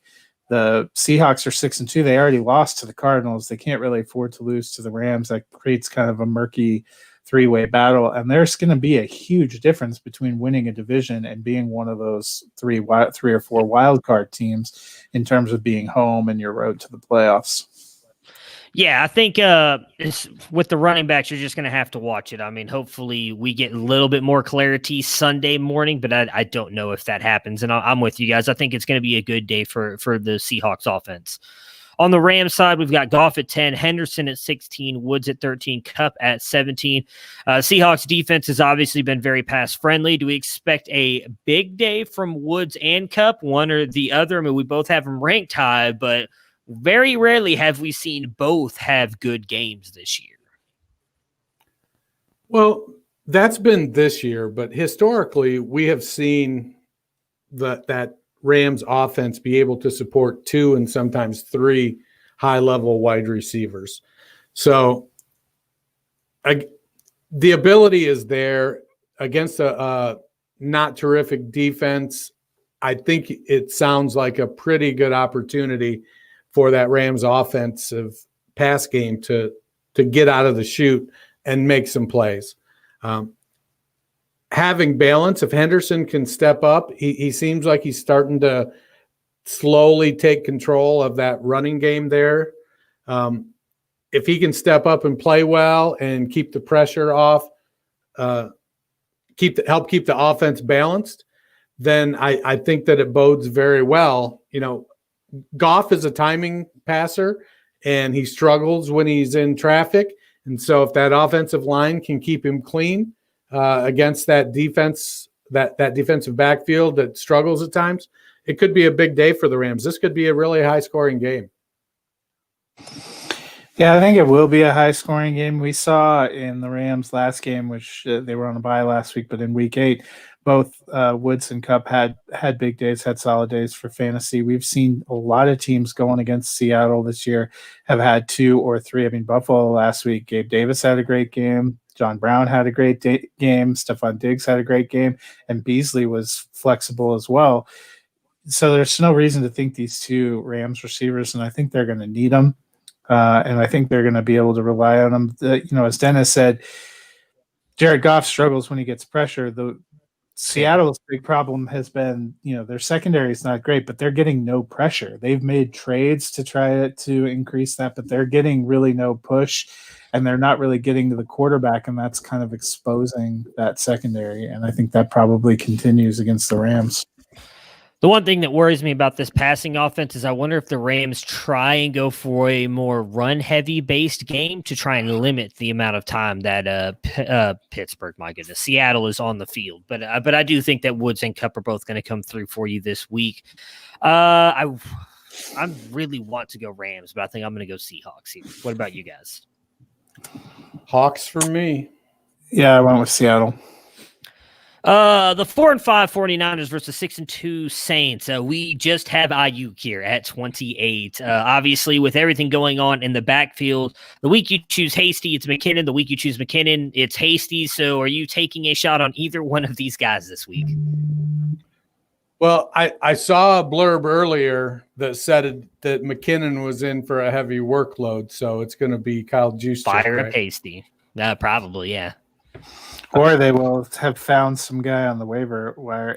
I think we have seen, though, the 49ers are taking a turn toward playing for next year because both Raheem Mostert and Tevin Coleman said that they had wanted to play this week, and the coach ruled them out. And the coach ruled Raheem Mostert's like, yeah, I think I got a chance to play. And the coach's like, he is out on Monday afternoon. So they're obviously not trying to destroy these guys right now. But for reasons that I cannot possibly justify, I guess I would lean Hasty. Oh, I'm sorry. Yeah. My bad. So on the Saints side, I'm not playing either one. Sorry, Dennis. Did you want to? I thought you were done. No, I think if you're considering either one of them, it's because you don't really have any other options. Yeah. Saints side, Breeze at 8, Kamara 1, Thomas at 5. The Saints offense looked great in week 9. Is their offense finally coming on? And will we see Mike Thomas take a step up in week 10? Man, I hope so. I'm trying to go from worst to the playoffs, and I suffered. I went 0-4, then I won 2 straight, making deals, and then going for that third straight victory in that league when the Cardinals went into overtime on Monday night. Goddamn Kyler Murray cost me that game. And then the following week, my decision to play Jalen Guyton over Justin Jackson cost me a game. So I feel like I'm partially responsible for that. No, you just confirmed the way I was already feeling. So I'm at a point where I'm playing like the guy who's in third place right now, and I've got Kelsey on a bye. So I've got Darren Fells at tight end. So I'm really hoping for one of those screwy 2-touchdown Darren Fells games. I got Julio on a bye. I feel pretty good about this week. You know, he had AJ Brown going, so he's already off to a tough start with one of his guys. So that gives me a little bit of hope. I think if I lose this week, I don't think I'm going to make the playoffs. I've got to win out basically to make the playoffs, to finish at 7-6. And it's one of those situations where my last trade I made, I sent CD Lamb for Michael Thomas. There were a couple other small parts with it to kind of help balance it out. And I didn't want to trade Lamb. And then Thomas sitting an extra week sort of put me in a crunch. But I really need Michael Thomas to get back onto his, I need him to catch 10 slants for 100 yards and 2 touchdowns this week. So do me right, Can't guard Mike. Yeah, your lips to God's ears. He got the nice ease back game last week, 5 for 51. Not terrible, but not huge. But they were so explosive all over the field and scored so many points, and really Tampa Bay surrendered like they were the French military in the first quarter. So hopefully that's my only fear going against San Francisco team that's completely wiped out and depleted. Do the Saints get a huge lead again and then not really have to put their foot on the gas? Because I think at this point in time, with Michael Thomas having battled various injuries, if you're up by 28 points, why are you going to be trying to force the ball to Michael Thomas? We need a competitive game. I hope we get it. I hope we get a big Michael Thomas, or maybe they come out and want to establish Michael Thomas early and he's the reason they get to 28-0. But my fear is this isn't a super pressure game and Kamara and Thomas get to take it a little easier again. Yeah, I think it's going to – Thomas is going to take a step up this week. I think he goes back into finishing in the top 12. I think he's going to get at least a touchdown, probably 50, 60 yards. I expect them to get him more involved. I don't know if he's still dealing with the injury a little bit, but they can't just keep not having him involved in the offense, regardless of what happened with everything. He's definitely the best pass catcher on their team. I am taking the Saints to win this game. What about you guys? 50, 60 yards for Thomas. So you're saying what, 10, 12 catches? Probably 15, give or take.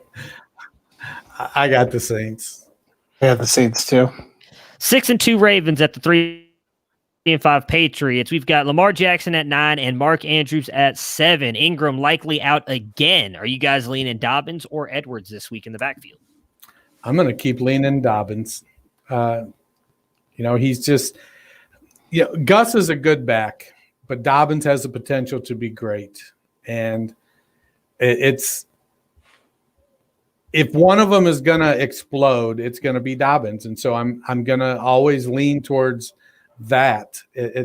I like Edwards. I think Edwards, I'd love to see Edwards in the San Francisco offense with that one cut straight ahead. Don't have to worry about catching the ball. He can, because the way they scheme that offense, that would be fun to watch. It would be fun to watch for most backs, but I like Dobbins over Edwards. I just can't bring myself to not. I like Dobbins over Edwards too. I think we've seen teams running against the Patriots have been able to have guys go in there and have some explosive plays. And I'm with Dennis. That feels like the Dobbins role, and I think he can do that this week. Yep, I'm rolling Dobbins as well. Even though they keep giving Gus Edwards the ball on the goal line, I can't quit JK. I think he's the better back, and I do think that's going to eventually show itself on the field. On New England's side here, Cam at 16, Myers at 34. Matt, me and you talked a little bit about this on Tuesday after the Monday Night Football game. Are we moving Jacoby Myers into flex territory? I am. I think he's developed a good connection. Yeah. He's the kind of receiver that I think Cam likes. He's maybe not quite as big. I think he is only about 6'1", but Cam likes bigger receivers with big wingspans. And unlike Harry, Myers gets a bit of separation. So I like Myers he reminds me of Kendrick Bourne. For whatever reason, in preseason, he always shows out. You've got 5 wide receivers in front of him and you suffer a bunch of injuries and then you stick him in the game and he always shows out. But then you always send him back to the bench. It's like, why doesn't Kendrick Bourne and why isn't Jacoby Myers? Why won't they just leave him in the game? Let him be the starter. Let him play. Give him a couple seasons. See what he can do. All right, so maybe he's not a great practice player, but he seems to produce whenever he's in the game. I like what Myers has done. I think he's stepping into a lead role on a bad team. Yeah, it's nice to see a wide receiver step up in New England. You would think that they drafted a guy in the first round a couple of years ago to actually do something, but hey, happy for him. I'm with you guys. I'm taking Myers up in the flex territory as well, as we talked about on Tuesday. I am taking the Ravens to win this game. What about you guys? Ravens for me. All right, on to the Monday Night Football game here. The 3-5 Vikings versus the 5-4 Bears. We've got Cook coming in at 3, Thielen coming in at 12. That's not a great way to put those ranked together. 3 and Thielen there. Dalvin Cook at 3, Adam Thielen at 12, Justin Jefferson at 27. Can the Bears contain Dalvin Cook? Well, if you guys would have ranked Dalvin Cook at 1 like you were supposed to, you wouldn't have had that situation. Who did I put at 1? I'm curious now that you say that. I put Alvin Kamara. Aaron Jones. That's who I've got at 1. I got Dalvin Cook at 4 because he's not going to be quite as good this week as he has been the past 2 weeks. I don't know. Dude's been freaking awesome. I know. Yeah, but Chicago's defense has demonstrated the ability. Last week, they held Derrick Henry to 68 yards on 21 carries. I think they're going to Henry, Dalvin Cook. Here's the thing: you commit to stopping the run, and you say, "Kirk Cousins, Captain Clutch, baby." Whoa, they did that too. They beat us. They did that to Tannehill, and it just barely worked. I think they'll do it again. Right. Again, So wait a minute. Tannehill, They Kirk committed Cousins. to stopping the run on a guy that can only run forward and backwards versus a guy with lateral agility like Dalvin Cook. I mean, I get what you're saying. I'm somewhat with Matt here. I do think they're gonna do a good job, but not like as like they're gonna shut him down. But a running back, I mean, let's compare their pass receiving chops. I mean, Henry versus Cook in the passing game. I mean, it's not even close. The two running backs are so drastically different. I give the Bears credit. They have a good defense, and they've played well against the run. But stopping Derrick Henry is not the same as stopping Dalvin Cook. So it takes Derrick Henry, a quarter mile to get to the second level speed, and it takes Dalvin Cook 2 steps. Now, long speed, it wouldn't surprise me if long speed, 100 yards, that Henry may very well be faster than Cook. But for those first 50 yards, Cook is going to have a pretty good lead. I like Cook to do what Cook does, and I think he's going to produce. And in part of it, I think Zimmer knows I can only lean so hard on Kirk Cousins. And having him back there with the ball in his hands for a long time is a bad situation. And so they're going to try to establish Cook early in both the pass game and the run game. And then they'll be able to work off of that to Thielen and Jefferson, Smith. Yeah, I mean, okay. I don't think he's going to explode the way he did the last 2 weeks. I think it'll be more contained. I think they are going to focus their efforts there and dare Kirk Cousins to beat him. Yeah, I mean, obviously, we're not projecting him to be like horrible. We've all got him in our top 5, I believe. But yeah, I expect him to be a little bit. I don't expect him to get like 200 plus all-purpose yards this week. I think he's going to get like 100 or so with probably a touchdown. He's still going to be really good. For rate Cooper Kupp, Robbie Anderson, DJ Chark, Jerry Jeudy, rest of season. Ooh, Kupp, Chark, Anderson, Jeudy for me. I'd probably go Anderson, Chark, Kupp, Jeudy.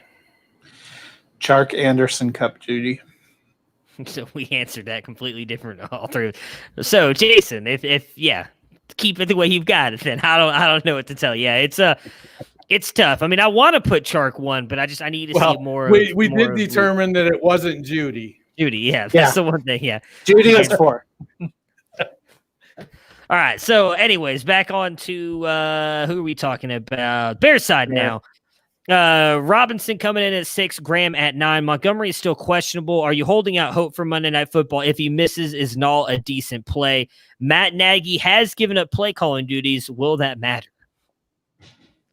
Well, I guess not if Nick Foles hasn't given up quarterbacking duties. Probably not. Last I heard, he hasn't. He's still planning on playing. Well, they don't have a choice. Trubisky's still injured.